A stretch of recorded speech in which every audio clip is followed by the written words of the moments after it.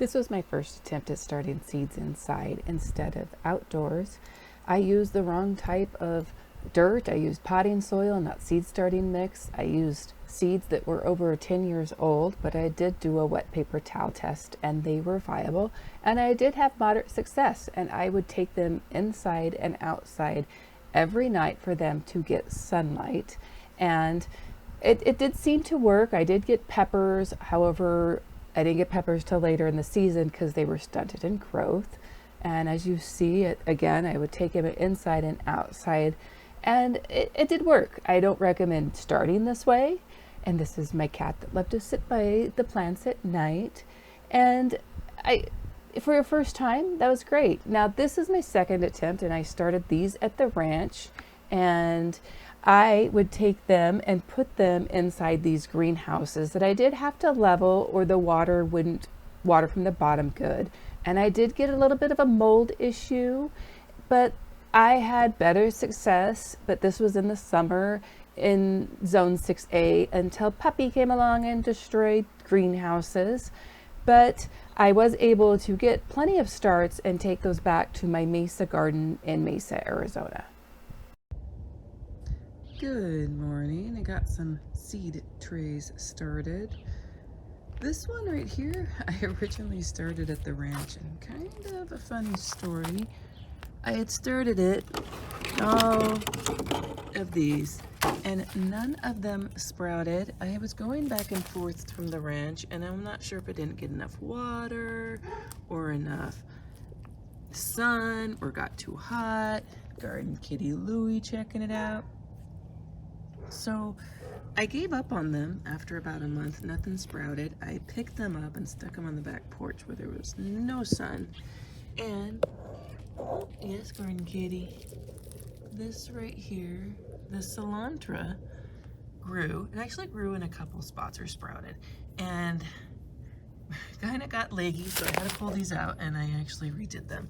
And now I have two of these little baby ones, and I'm gonna see if they continue to grow.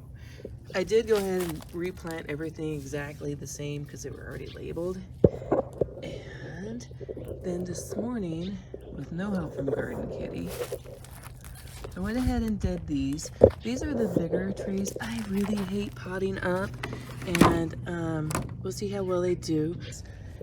In the move back, I somehow missed one of my covers, although technically you don't need it. You just need to keep the seeds moist. We'll see how well it goes. And Garden Kitty, meow. These are seedlings I started here in Mesa probably about 4 weeks ago. As you see, the zinnia has done well. Some endive, some cabbage, and some romaine. But mostly the zinnias. I am surprised that they have aphids on them. I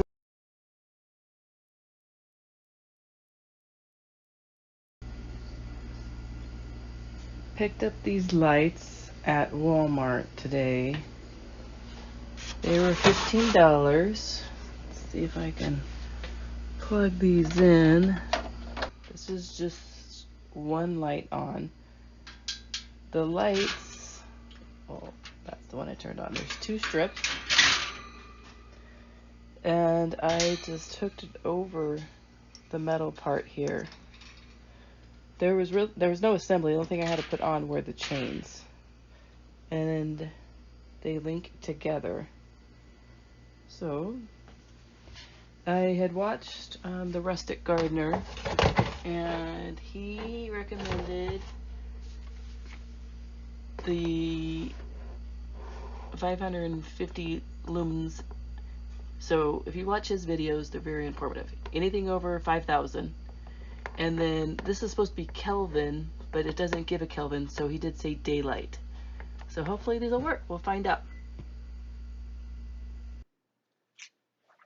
Alright, getting ready to start my seedlings, or pot them up. And this is the potting mix that I get. So it's a seed starting mix. I shouldn't have said potting mix. It's a seed starting mix. So this is when you just first plant the seeds and there's no nutrition in it, but the seed has enough nutrition to start. And if you watch the Rusted Gardener, he starts his and he pours boiling hot water in it to kill the gnat eggs.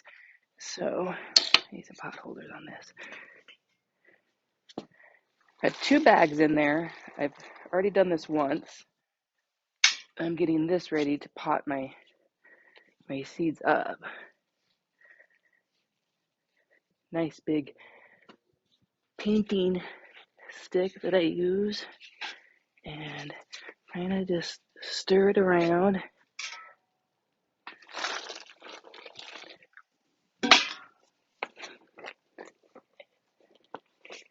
And he recommends letting it set for 7 days just to double check to make sure no gnat eggs had harvested.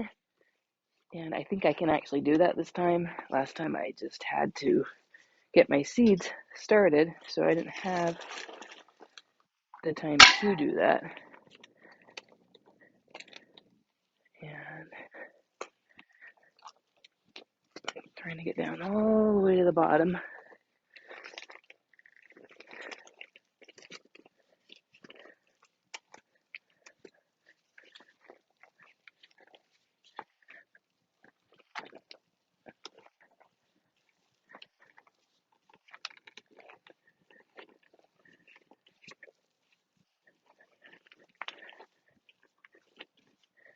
A little bit more.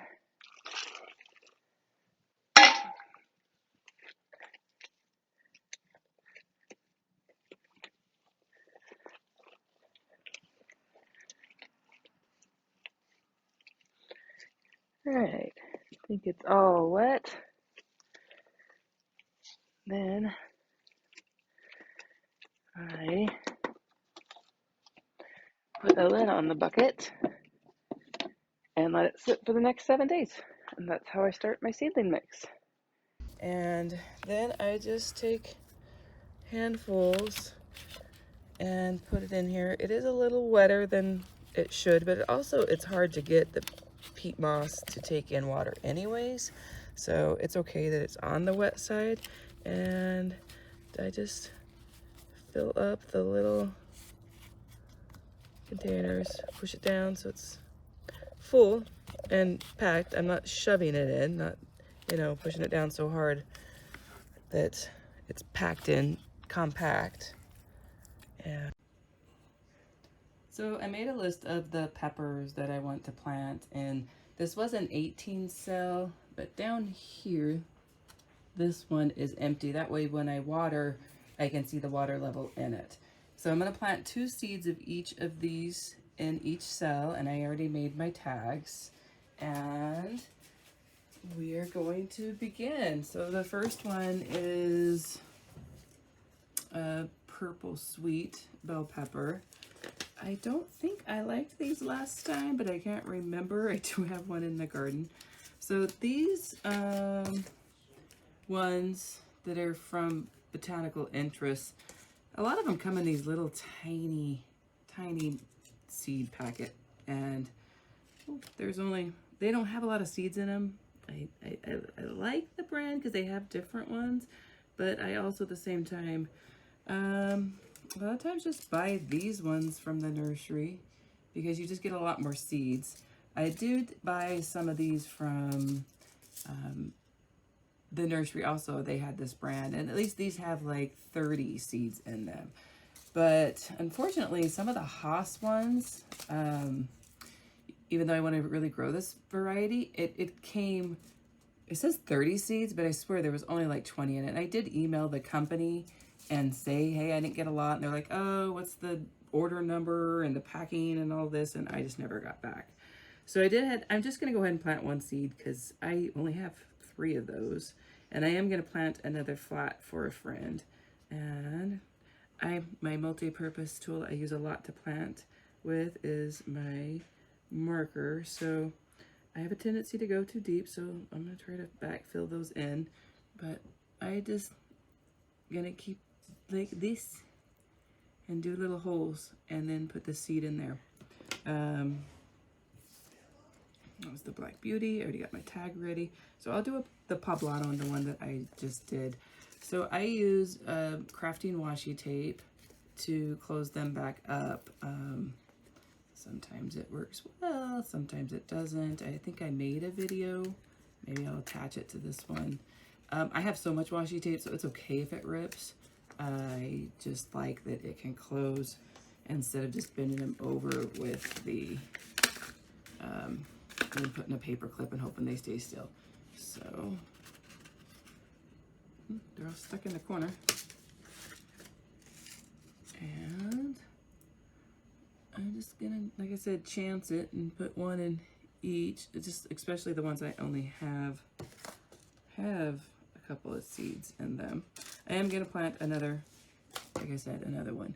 So then I'm just gonna cover them up and put the tag in it and keep going. Put these back in their home. And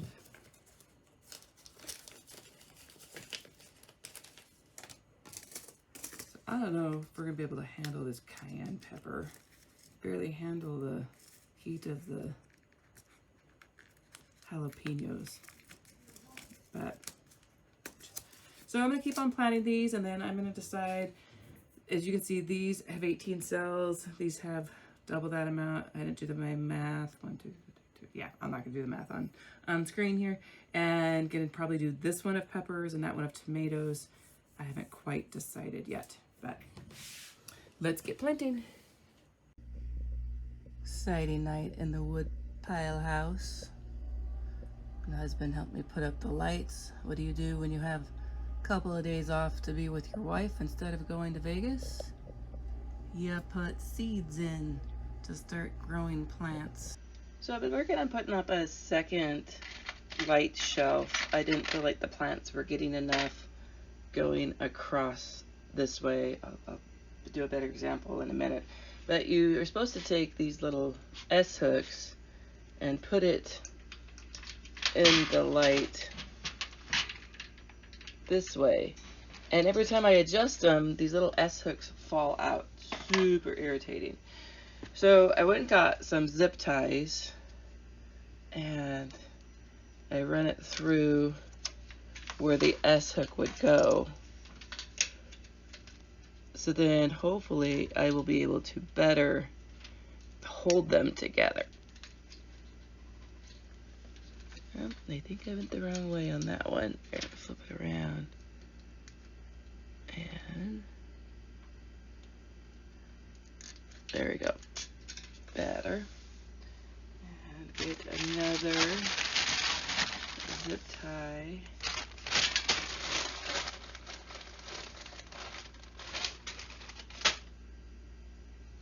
On the other side.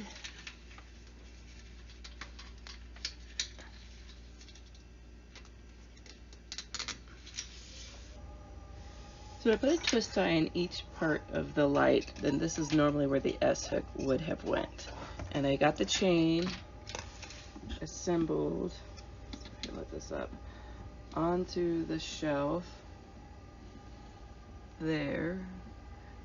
And now I have to get the S-hook onto the zip tie.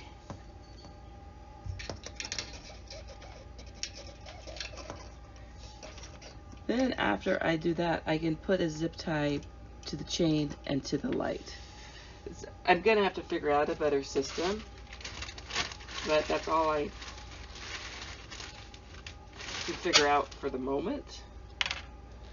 So then I take a twist tie through the twist tie on the light and then through the chain. And tighten it up. I can make these a little higher and tighten up the twist tie as I go. And then I can take the little S-hook out. Let me adjust that a little bit. Alright, get another twist tie.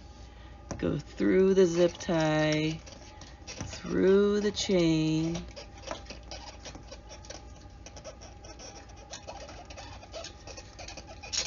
it up and then take the S-hook out. So from here, what I decided, if I wanted to tighten the light up, I can go through the chain and then hook it up on a higher spot on the chain, raising the light. So that's the best I've came up with so far. But things are working pretty well. Let me see if I can move you up here. Now, the tomatoes have all came up, and you can see that some of them have a lean a little bit. And I had originally, let me back out, on this shelf, they are now long ways. And I had them, if I move this, all the tags are gonna hit, but I had them in like this, and there was a gap in between the lights here. And so the lights in the middle of this or on the outside edge, like these, were leaning in. So I mean, the YouTube videos I watched, people did put 4 on these shelves. I just feel like, being my first time, not knowing exactly what to expect or what I'm doing, I am gonna go ahead and leave them directly under the lights because I just don't want any issues. I do have heating mats sandwiched in between cardboard, and there is one pepper that came up, but this whole tray is peppers, and they went in at the same time as this whole tray of tomatoes, and the tomatoes are up. So I feel like obviously peppers take longer. So I'm going to go ahead and assemble this other shelf down here. I have 3 flats, and then it'll leave me room to take out the tomatoes and make another tray after these have grown into just tomatoes. This is the timer I bought. It has been working well once I figured out how to use it. I have it plugged in now, so there's lots of cords on it, but you actually push down all the little teeth on it, and then you have to turn this to the time it is currently. That's one thing that I missed. It does turn, I'm not going to move it. This side is always on, so that's my heat mats, and then this side is the lights that turn off. Right now I have it going for 18 hours until everything pops up, and then I'll turn it down to 16 hours. The other thing that I missed was this little switch on the side right there, and there's on. This way is on, and this way is timer, and that's the other thing I missed. I couldn't figure out why it wasn't working. But once I figured it out, it's worked pretty good. And we have sprouts. We have mostly tomatoes. They came up first. But today I noticed a few of the peppers came up. This is the pepper tray. Planted them in a little bit of a bigger pot, more of like a 2.5 by 2.5 or 3, not sure. And then these were in smaller ones. But so exciting that we have sprouts. Now we can see if we can keep them alive and growing for about 8 weeks, 10 weeks. Not sure after my research on when we can plant outside. Thanks for learning and growing with the Woodpile.